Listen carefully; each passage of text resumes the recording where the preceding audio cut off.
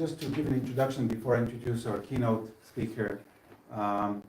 So I was in Israel just for 4 weeks in February, and I wanted to go to visit the soldiers around Gaza, and I had a friend who kept posting images of him delivering donations to the soldiers, and so I tried to hook up with him so he could drive us. I drove him, but it doesn't matter, he got all the donations, and so we went around the Gaza Strip on the outside with lots of bread, fresh bread, and some cakes, and some blankets, and some heaters, and some drinks. And then we arrived to Kibbutz Be'eri because I said to him, that's where I want to go. And we were stopped at the gate because this is a closed military area, restricted. And the major at the gate, I said to him, look, we have this things for the soldiers. And he let us in, he showed us a little bit around, and then he said, okay, you can now leave. And I could take a few photos, but he said, look, we want this to be quick because the government wants the locals to come back, and you cannot just roll around and take some photos. So on our way back, we did stop a little bit because we got lost. And I took some photos, and then I sent them to the kibbutz, so they have it in their archive. And I did try to make this happen for a while. And I do need to say thank you to the board of Auckland Hebrew community because they gave us a generous donation to print those, and also to the New Zealand Friends of Israel Association, who were very kind to help us with funding the extra security.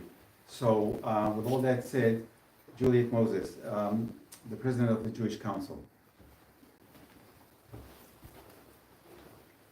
Thank you, Alan. Right, standing here. Okay. October 7. I would think that everybody here and online remembers what they were doing when they found out. I was at home, it was 4:35 p.m. on that day, and Rob Berg sent a message on an Israel support WhatsApp group saying Israel under massive missile attack, with a map from the Red Alert app showing all the targets. I quickly got onto social media and the news. I think I first saw a white pickup truck with Hamas gunmen on the back cruising the streets of Sderot, being filmed from up high in a high rise, and I realised straight away that this was no ordinary attack. Let's just pause at that for a moment and contemplate those words, no ordinary attack, their absurdity, their unfairness, and the normalisation of something no other state on earth would be expected to tolerate or show restraint over. My messages became increasingly frantic. To my family, I've seen images of people slaughtered in the streets. I feel sick. And 5 minutes later, they're killing them on bomb shelters, paraglided in. It's absolutely gruesome. I tried to stay off Twitter over Shabbat, but at 6:52 p.m. I tweeted the map of the rocket attacks and said, there have been infiltrations of terrorists from Gaza into Israel as well. I've seen images I won't share of slaughtered people in the streets. This is extremely distressing and means all-out war.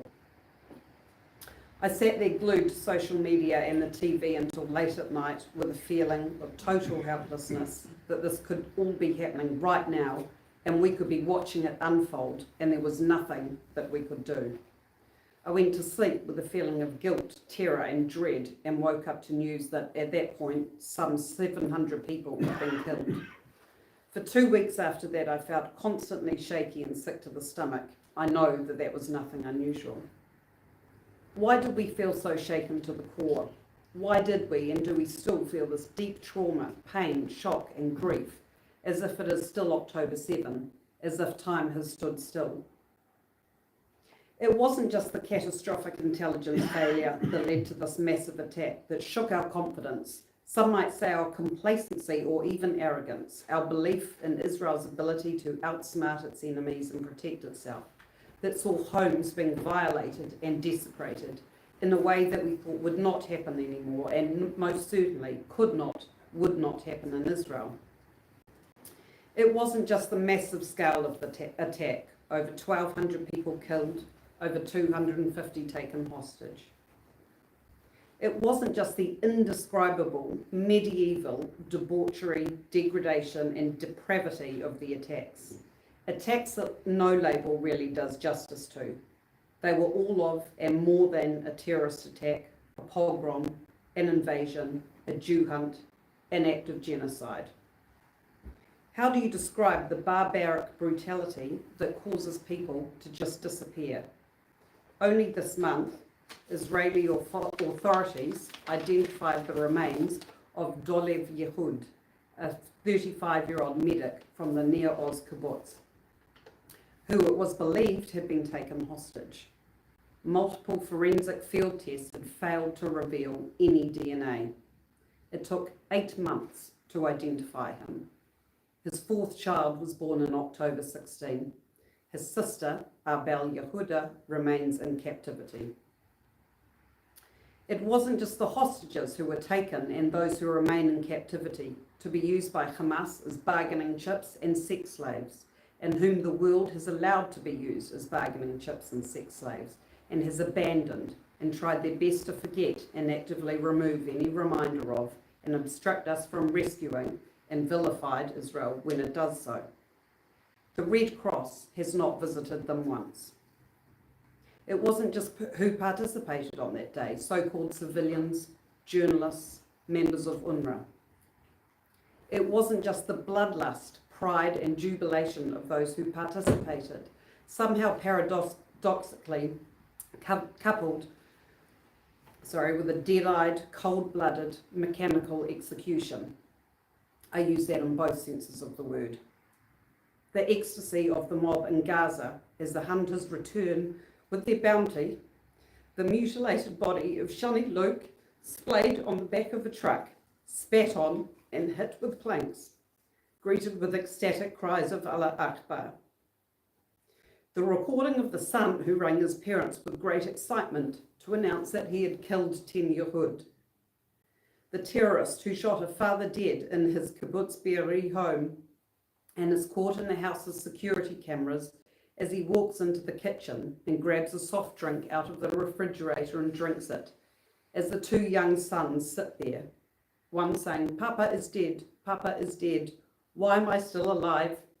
while the other sits there with one eye gouged out.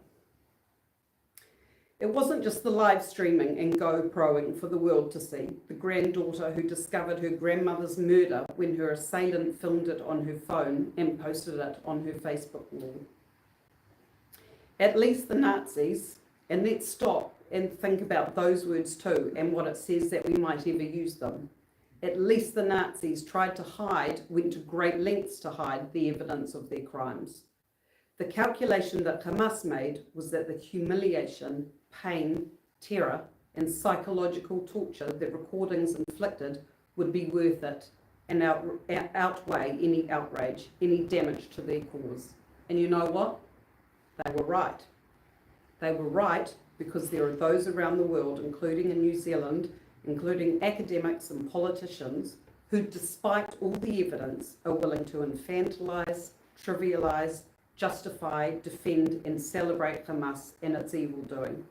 But they were also right because there are those who reject the evidence of their eyes and ears. By 16 October, I understood that we were dealing with October 7 denialism.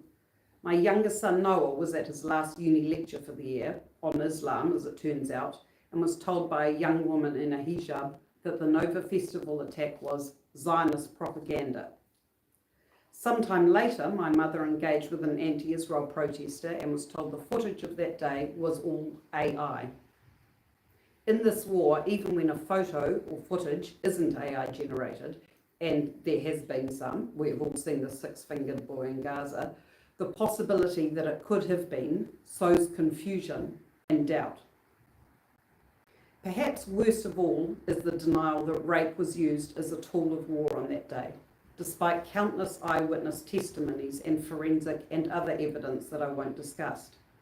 Apparently progressive people who a few years before were happy to destroy a man's career based on a rumour that he touched a woman's knee without her consent because #BelieveAllWomen, suddenly found themselves disbelieving substantial, undeniable evidence of unspeakably savage rape and sex-based violence, as some of us saw on Wednesday night when we watched Sheryl Sandberg's powerful documentary Screams Before Silence. Of course, there has been a campaign to erase and appropriate our history for a long time. The temple is built on top of and its existence denied. We're told that Jesus was Palestinian. Our sacred historical sites are recognised and protected at the UN as Muslim sites. But denial of our trauma is much more than just delegitimisation, though that is bad enough. We must be clear that it is integral to the genocidal strategy that Hamas and the Iranian regime is committed to, and that people around the world, unwittingly or not, are enabling. Denial is an inversion of reality and morality that strives to reshape history in order to demonise victims and rehabilitate the perpetrators. As the late Armenian historian Professor Richard G. Hovanesyan said, complete annihilation of a people requires the banishment of recollection and suffocation of remembrance. Falsification, deception, and half-truths reduce what was to what might have been, or perhaps what was not at all. In his book Crusade in Europe, Eisenhower wrote about the liberation of the camps at the end of World War II as follows. I have never felt able to describe my emotional reactions when I first came face to face with indisputable evidence of Nazi brutality and ruthless disregard of every shred of decency. Up to that time, I had known about it only generally or through secondary sources. I am certain, however, that I have never at any other time experienced an equal sense of shock. I visited every nook and cranny of the camp because I felt it my duty to be in a position from then on to testify at first hand about these things in case there ever grew up at home the belief or assumption that the stories of Nazi brutality were just propaganda. How prescient that was. This is what Elan has done and why it is so crucial. He has chosen to testify. He travelled to Israel and on February 7, 4 months to the day, became one of few people to get access to Kibbutz Be'eri to bear witness to the devastation of that darkest of days. He has shown great commitment in doing so and putting this exhibition together at personal cost and sacrifice. It seems that there are many people who just don't want to know or see. But we have to keep trying, all of us, to share the truth because it can make a difference. According to a Palestinian poll produced on June 12, published by the Palestinian Centre for Policy and Survey Research, 90% of Palestinians have not seen videos from that day, which is interesting given that they seem very connected to social media and given the amount of videos that they seem to record and circulate themselves. Importantly, however, the results also show that those who watch the videos are about 15 times more likely than those who did not to believe that Hamas committed atrocities on October 7. I can think of three main reasons why preserving, recording, and communicating the truth is vital. First, to honour the victims and survivors. As Elie Wiesel said, for the survivor who chooses to testify, it is clear. His duty is to bear witness for the dead and for the living. He has no right to deprive future generations of a past that belongs to our collective memory. To forget would not only be dangerous, but offensive. To forget the dead would be akin to killing them a second time. Second, as Wiesel alludes to, our collective memory is who we are as the Jewish people. The verb zachor, remember, is repeated everywhere in Jewish ceremony and liturgy, under the wedding canopy, during Passover Seder, and the Ten Commandments, during Shabbat, in Sidurim, our prayer books. Now, October 7 is forever embedded into our collective memory and will be handed down the generations as part of our story, and we must be better at telling our story to the world. Third, we must stand for the truth for the sake of truth itself, because open, free and liberal societies, which are the societies that Jews thrive in, but are also the best for civilization itself, depend on the truth. If all we have is feelings, moral relativism, and narratives, we as a society will be destroyed. So thank you all for being here today, in person and online, to bear witness. Remember that while we are not physically fighting for Israel, we can play a critical part in the battleground for the truth, to combat the falsification, distortion, revision and erasure of history, and to be the guardians of our collective memory. And at this moment in time for the Jewish people, I would suggest that it is a moral necessity for us to do so, and to play our part in continuing the most inspiring, unbreakable story of an ancient people who have survived and stayed true to ourselves for over 3,000 years against all odds. Yisrael Chai. Yes. Yisrael Chai.